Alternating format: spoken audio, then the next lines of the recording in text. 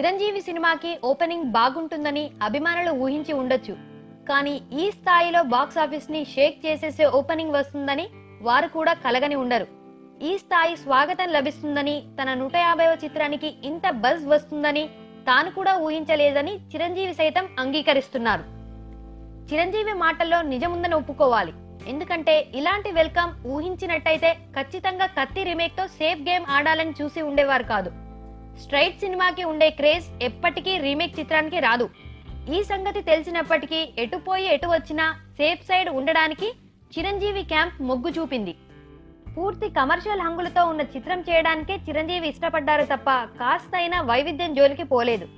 ఇన్నేళ్ల తర్వాత తిరిగొస్తున్నందుకు, రాజకీయ రంగంలో విఫలమైనందుకు, వ్యక్తిగత ఇమేజ్ కొంత డ్యామేజ్ అయినందుకు చిరంజీవి ధైర్యం చేయలేకపోయారు. కానీ రాజకీయాలు వేరు, సినిమాలు వేరని జనం ఈ చిత్రానికి ఇచ్చిన ఓపెనింగ్లతోనే తేటతెల్లం చేశారు. సినిమాల వరకు చిరంజీవిని తాము ఎంత ఆరాధిస్తామని ఈ కలెక్షన్లతో చూపించారు. ఈ చిత్రం ఏ రేంజ్ కి చేరుతుంది, ఎంత వసూలు చేస్తుందనేది సెకండరీ. చిరంజీవి అంటే జనంలో మునుపటి అభిమానం ఉందా లేదా అనే ప్రశ్నకి ఇది సమాధానమిచ్చింది. ఇక ఇక్కడి నుంచి కథల పరంగా ఎక్స్పెరిమెంట్ చేయడం, ఏజ్ కి అనుగుణంగా సినిమాలు చేస్తూ తన ప్రస్థానం కొనసాగించడం చిరు చేతుల్లోనే ఉంది.